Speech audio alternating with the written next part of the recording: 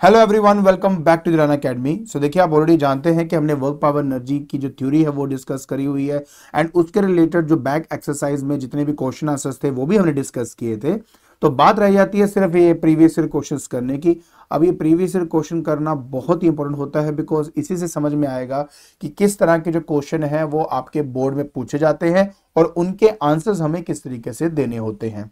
और हाँ, ऊपर जितने भी चैनल और जो पेजेस दिए गए हैं उनके जो लिंक्स है डिस्क्रिप्शन बॉक्स में डाल दिए हैं। तो बिना कोई टाइम वेस्ट किए चलिए शुरू करते हैं।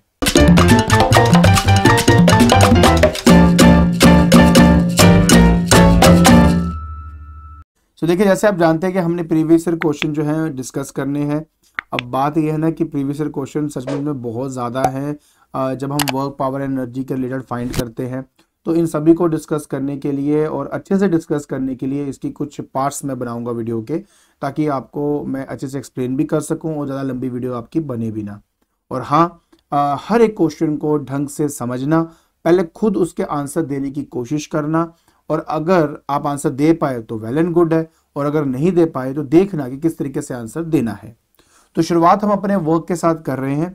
तो वर्क में 1 मार्कर क्वेश्चंस को पहले डिस्कस करते हैं।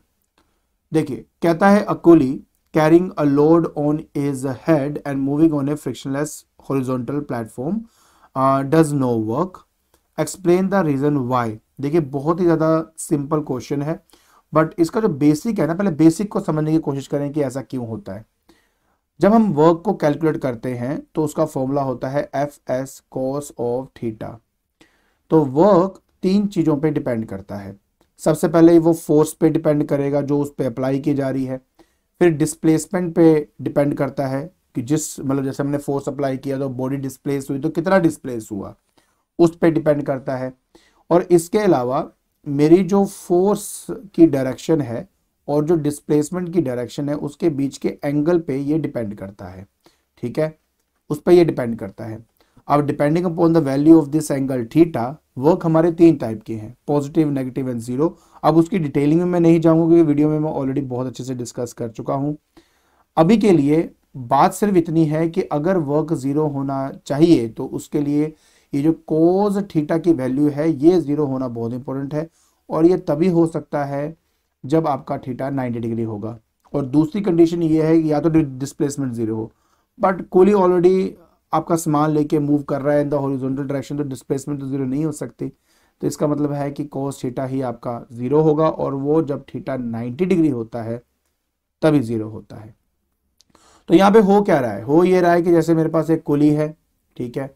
अब कुली के सिर पे हमने मान लो कि लगेज रख दिया, तो ये आ गया उसका लगेज, ठीक है। इसने लगेज को ऐसे पकड़ा हुआ है आपका, और वो सामने की डायरेक्शन में मूव कर रहा है। तो ये हो गई आपकी यहाँ पे डिस्प्लेसमेंट। और इस लगेगा जो वेट है, वेट वो आपका नीचे की तरफ एक्ट कर रहा है, ठीक है ना। तो वेट यहाँ एक्ट कर रहा है, तो इनके बीच में एंगल बनता है 90 डिग्री का। क्योंकि एंगल 90 डिग्री बन रहा है, बस इसी वजह से आपका जो वर्क है यहाँ पर जीरो आ जाएगा, क्योंकि कोज 90 की जो वैल्यू होती है वो जीरो होती है। बाकी इसको किस तरह से लिखना है वो आपके सामने ये रहा। A coolie carrying a load on his head and moving on the frictionless horizontal surface does no work because the angle between the applied force and the displacement is 90 degree। जो बोला है वही यहाँ पर लिखा है। नेक्स्ट क्वेश्चन आता है कि how is work done related to the applied force. तो जब आप किसी बॉडी पे फोर्स को अप्लाई करें और बॉडी में अगर डिस्प्लेसमेंट हो रही है तो समझ आना कि work is said to be done, और ये रहा इसका सही आंसर। फिर आता है कि डिफाइन वर्क। तो जस्ट इससे पहले जो हमने अभी डेफिनेशन दिखाई या तो वो लिख दीजिए, या दूसरा तरीका क्या है, देखो आप भी जानते हो वर्क जो है वो हमारा F vector dot S vector होता है। तो work is actually dot product of force and the displacement. बाकी आप इसको जब ओपन करते हो तो इस तरह से लिखा जाता है, ठीक है। तो ये इसकी डेफिनेशन है, अगर आप चाहें तो ये लिख लीजिए, नहीं तो इससे पहले जो जस्ट आपको बताई थी वो लिख सकते हो। अदरवाइज कई लोग वर्क को डिफाइन कर लिखते हैं कि it is the product of the force and the displacement when the force is acting in the direction of displacement, तो वो भी लिख सकते हो आप। तो देखिए, अब आता है 2 मार्कर्स के क्वेश्चंस आपके। सबसे पहले कहते हैं कि explain briefly why the work done by a fielder when he takes a catch in a cricket match is negative. मैंने जैसे पहले भी कहा आपको मैंने कि आपका जो वर्क है वो होता है F S cos of theta. Depending upon angle work हमारे 3 टाइप के होते हैं। सबसे पहले अगर कोई मुझे कहता है कि सर क्या ये पॉजिटिव वर्क हो सकता है, मैं कहूँगा हाँ हो सकता है, अगर आपका एंगल लाई करे 90 डिग्री और एग्जैक्टली 0 हो, तो मतलब 0 से लेके 89 तक कुछ भी वैल्यू डाल दो, कोस की जो वैल्यू है वो पॉजिटिव आती है, इसलिए वर्क डन क्या होता है पॉजिटिव। हाँ, मैक्सिमम पॉजिटिव वर्क डन किस एंगल पे होता है, जब थीटा आपका 0 डिग्री होता है, तो मैक्सिमम पॉजिटिव वर्क डन इसमें होगा। दूसरा, ये नेगेटिव कब होगा, जब थीटा आपका लाई करेगा 90 और 180 के बीच में। तो ये जो मैं निशान लगा रहा हूँ इसका मतलब होता है कि 180 इंक्लूड करना है, बट यहाँ पर 90 को एक्सक्लूड करना है, मतलब 91 से लेकर 180 तक आप थीटा की कोई भी वैल्यू डाल दे, कोस की वैल्यू हमेशा नेगेटिव आएगी।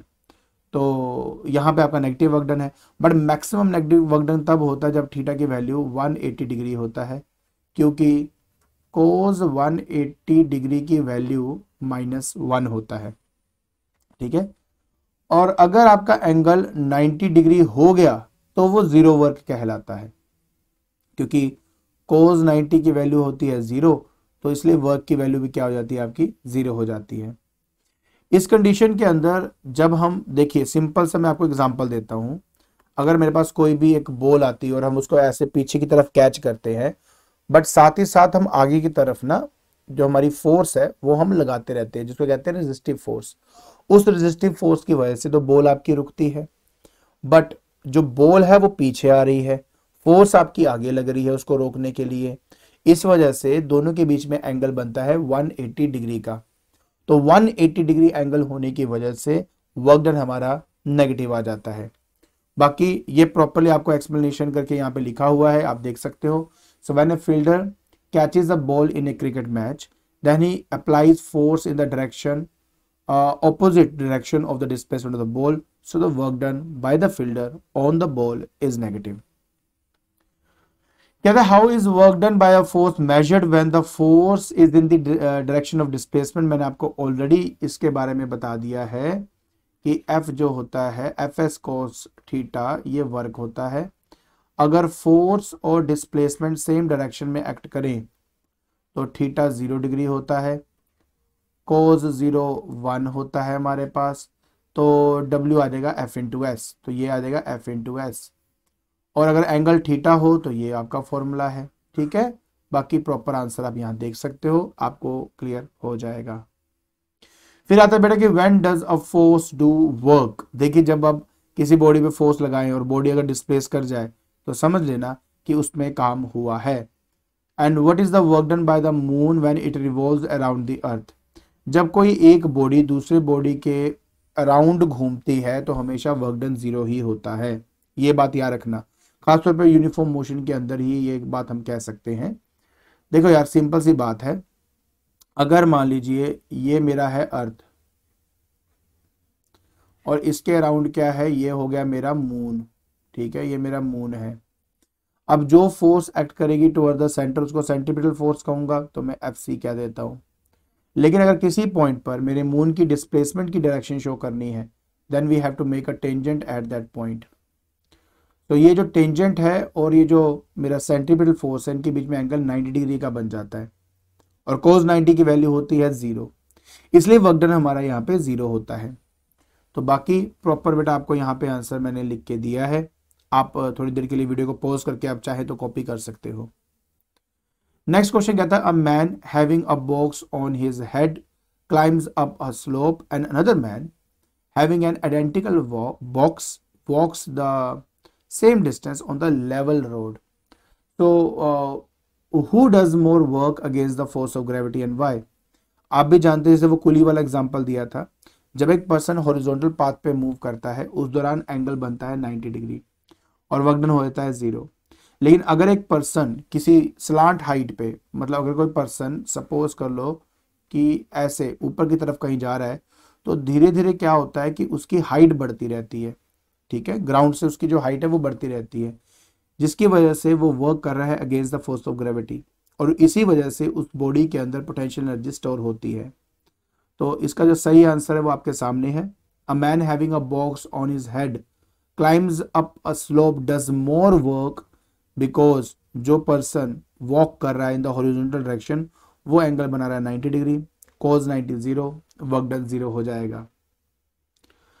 नेक्स्ट है force is applied on a body of mass 20 kg moving with a velocity of 40 meter per second. A body attains the velocity of 50 meter per second in 2 seconds. Calculate the work done by the body. अब ये जो numerical है, इस numerical का जो solution है बहुत ही ज़्यादा सिंपल है। देखिए, वर्क और वेलोसिटी इनमें जो रिलेशन है वो वर्क एनर्जी थ्योरम से ही हमें मिलता है। तो अकॉर्डिंग टू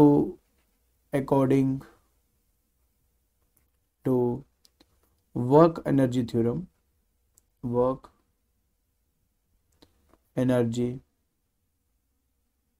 थ्योरम हमें पता है कि work change in kinetic energy के बराबर होता है, मतलब half into m into v square minus u square. तो ये आपका बेसिकली फॉर्मूला है।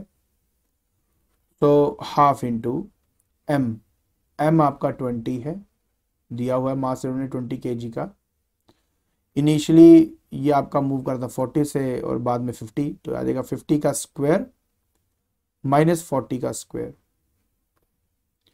तो ये इससे कटेगा, तो यहाँ पे आपका 10 आ जाएगा। 50 का स्क्वायर मतलब हो गया 2500, 40 का स्क्वायर हो गया आपका 1600, तो ये आपका आएगा 10 इंटू 900, तो 9000 जूल आपका प्रॉपर आंसर है। तो इस तरीके से आपने ये वाला न्यूमेरिकल सॉल्व करना था। फिर आता है body is acted upon by force, state 2 condition under which the work done could be 0। तो जैसे मैंने आपको पहले भी कहा है कि आपका जो वर्क है वो एफ एस कोस थीटा होता है। अब फोर्स अप्लाई हो रही है तो इसका मतलब है फोर्स तो 0 तो नहीं होगा, तो या तो डिस्प्लेसमेंट आपकी 0 हो जाए, या ये पूरा कोस थीटा जो है ये आपका 0 हो जाए। और कोस थीटा 0 करने के लिए थीटा का 90 डिग्री होना बहुत इंपॉर्टेंट है। तो बस यही दो हमारी कंडीशंस है। यहाँ लिखा हुआ है या तो डिस्प्लेसमेंट 0 कर दो या तो फोर्स और डिस्प्लेसमेंट के बीच का एंगल 90 कर दो।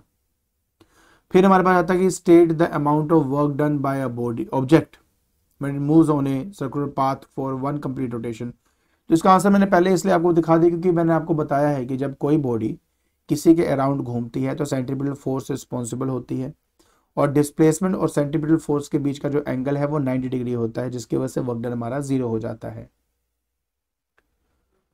इसके बाद नेक्स्ट है कि what should the angle between the force and the displacement to get the minimum work and the maximum work. तो मैं आपको ऑलरेडी अभी एंगल्स के बारे में बता चुका हूं कि अगर आपका मिनिमम वर्क की बात कर रहे हैं मतलब 0, तो वो तभी हो सकता है जब थीटा हमारे पास क्या हो, हमारे पास कोस थीटा की वैल्यू 0 हो जाए, मतलब थीटा हमारा 90 डिग्री हो। और मैक्सिमम वर्क तब होता है जब फोर्स एक्ट कर रही होती है इन द डायरेक्शन ऑफ डिस्प्लेसमेंट। तो बस उस केस में आपका जो है थीटा हो जाएगा 0, कोस 0 होता है बेटा 1, तो W हमारा F इंटू एस हमें मिल जाता है। तो ये आपने आंसर देना है। अब हम बात करेंगे 3 मार्क क्वेश्चंस की। तो 3 मार्क्स में कहता है derive a relation between the SI and the CGS unit of work. देखिए पहले तो ये जान लीजिए कि SI जो है वो जूल होता है और CGS होता है हमारे पास अर्ग, और 1 जूल 10⁷ अर्ग के बराबर होता है। फोर्स एक्ट करता है what should be the value theta to get the maximum positive work. अब होता है ना मैक्सिमम पॉजिटिव वर्क तब होता है जब थीटा की वैल्यू 0 डिग्री होती है। बाकी ये प्रॉपर मैंने आपको आंसर दे दिया, डिराइव करके दिखाया कि 1 जूल 1 न्यूटन इंटू 1 मीटर है। 1 न्यूटन होता है 10⁵ टाइम्स 1 मीटर होता है 100 सेंटीमीटर, तो 10⁷ डाइन सेंटीमीटर को ही अर्घ कहते हैं, इसलिए अर्घ यहाँ डाला हुआ है। और मैक्सिमम वर्क तब होता है जब थीटा की वैल्यू 0 डिग्री होती है। फिर आता है कि define joule and give the SI unit of work and establish a relation between the SI and the CGS unit of work. ऐसा क्वेश्चन दोबारा बार बार ये आपके बोर्ड में आ जाता है, इसलिए ढंग से देखो बेटा ये क्या चीज़ है आपका। तो पहले तो ये समझें कि वर्क जो है वो हमारा फोर्स इंटू डिस्प्लेसमेंट होता है। अगर फोर्स एक्ट कर रही है इन द डायरेक्शन ऑफ डिस्प्लेसमेंट तो अगर मैं किसी बॉडी को मूव कराने के लिए 1 न्यूटन की फोर्स लगा रहा हूँ और वो बॉडी 1 मीटर डिस्प्ले हो रही है, तो जो वर्क होगा वो 1 जूल का होगा। और वही चीज़ स्टेटमेंट में यहाँ पे लिखी हुई है आपके सामने। बाकी कन्वर्ट करने के लिए तो आपको मैंने पहले भी बता दिया कैसे कन्वर्ट करते हैं, एक बार ध्यान से फिर से देख लीजिए। आई होप आपको ये जो क्वेश्चन है वो अच्छी तरह समझ में आ गया होगा। ठीक है, तो आज के लेक्चर के अंदर वर्क के रिलेटेड जो भी क्वेश्चन हमारे प्रीवियस ईयर के अंदर आए थे वो हमने डिस्कस कर लिए हैं। आई होप आपको ये क्वेश्चन और उनके आंसर समझ में आ गए होंगे। और अगर आपको ये वीडियो पसंद आ रही है तो please like it, share it and subscribe it. आज के लिए बस इतना ही। Thank you so much.